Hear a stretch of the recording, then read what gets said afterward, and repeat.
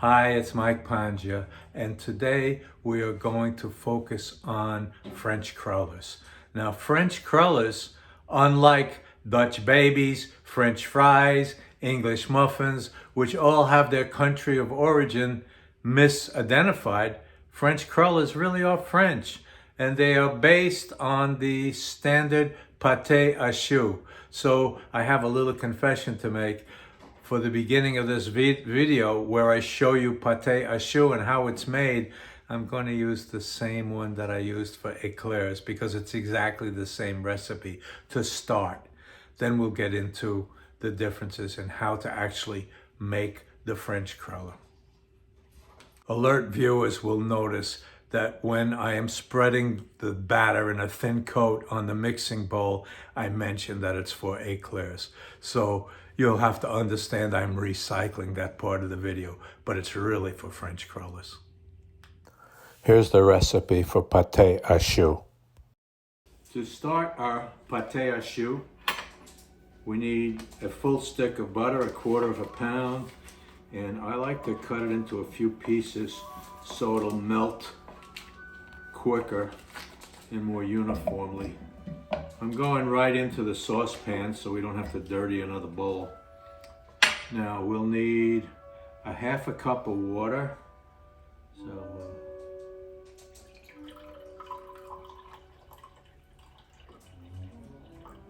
do I have that right? 1/2 cup of water and 1/2 cup of milk.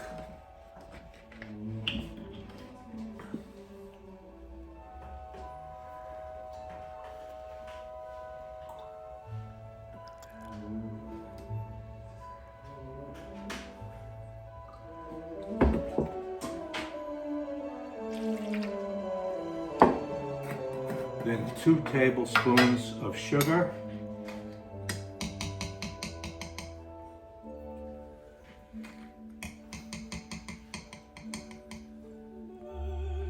And 1/4 teaspoon of salt.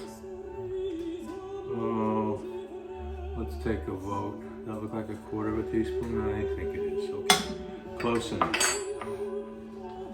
Now we want to stir over low heat until this boils.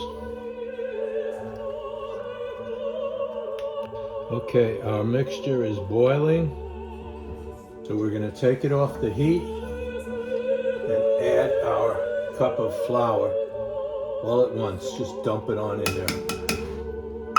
Now we'll stir it until it's smooth and all absorbed.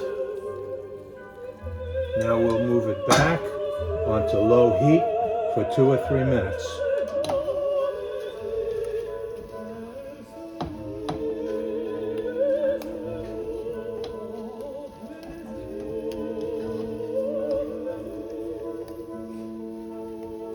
Now we'll bring our batter over to the stand mixer. If you don't want to use or you don't have a stand mixer, you could use a hand mixer and whatever mixing bowl you have. Go on from there.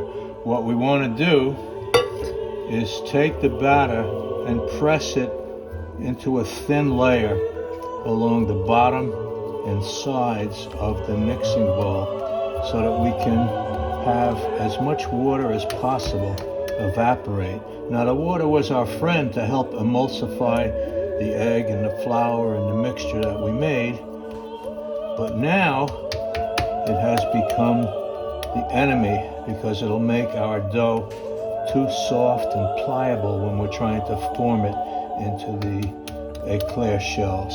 So that's what it looks like. We're spreading it out and letting it cool. You can give it 5 minutes or so.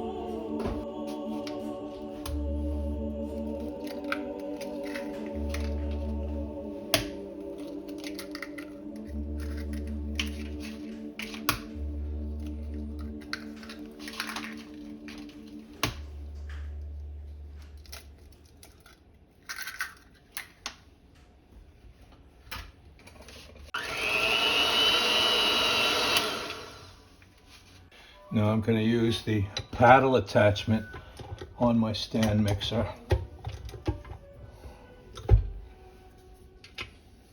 Start it at low speed and add a little bit of the beaten egg.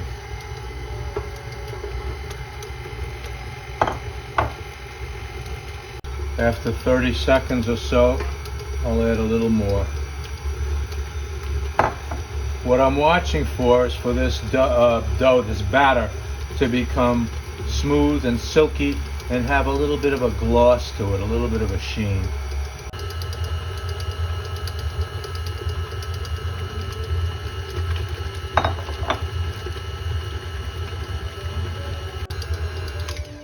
I'm seeing a little bit of a sheen to it, so I'm going to give it the finger test and see how it comes out.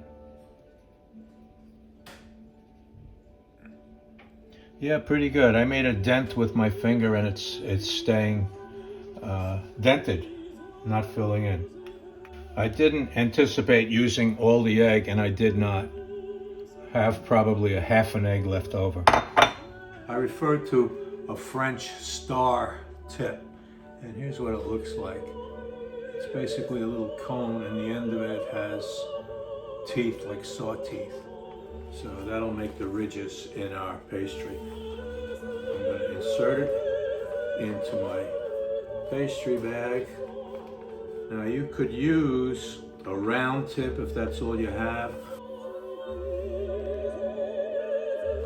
I've put a rubber band tight around the bottom of this bag so that when I fill it, the batter doesn't fall out.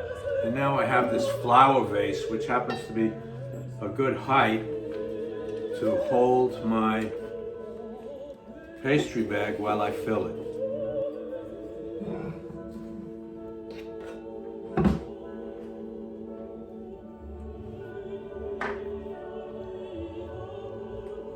Pastry bag is full, so let's get it ready to work.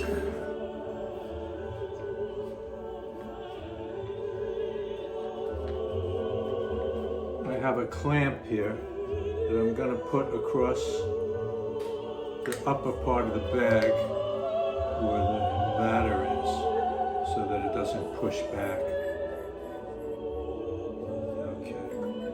Now, just about ready to work. We don't need this anymore. I hope you don't mind. I'm going to sit for the next part. I'm going to form our French crullers on a layer of parchment.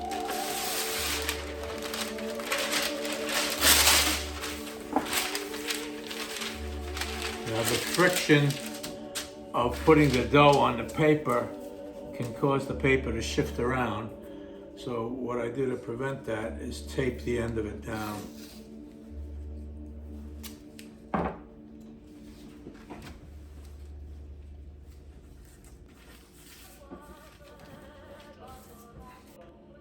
And I'm going to push the batter down into the tip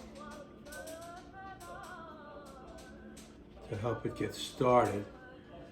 Then I'm going to slide my clip down a little bit, and we are ready to go. Make circles with the batter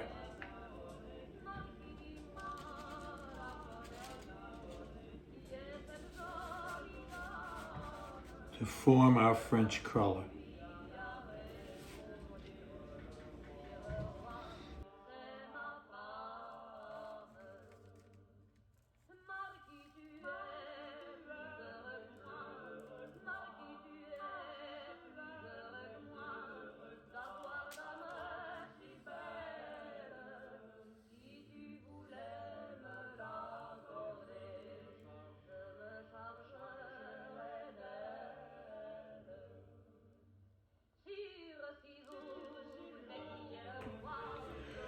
If you make little peaks like I did here, just wet the tip of your finger and you could form them back down.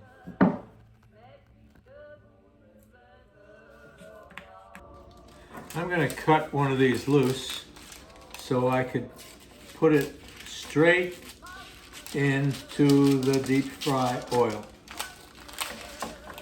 straight from the paper. So we'll take the battered French cruller that we made, we put it on a piece of parchment, and now we walk it right over to our oil and put it in. Once it's in there, we're able to separate the parchment.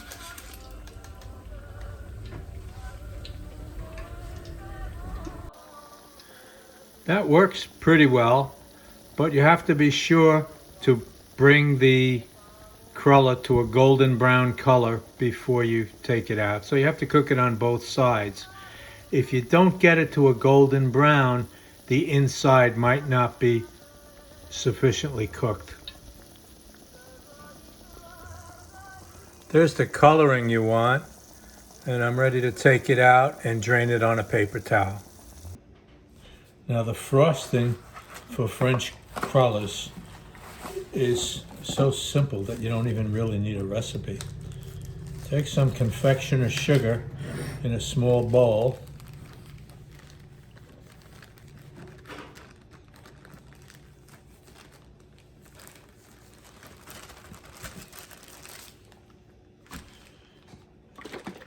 And wet it, just basically wet it with some half and half. And then stir it with a fork.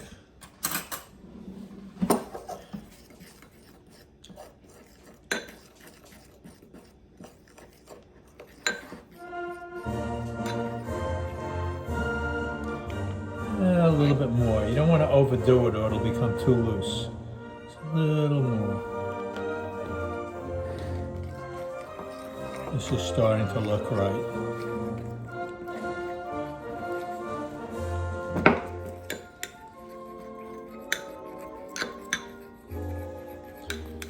That's it. Can you see the consistency? Okay, that makes a nice frosting. Now you could dip these, or as I'm gonna do, you could use a pastry brush and coat the tops of them lightly.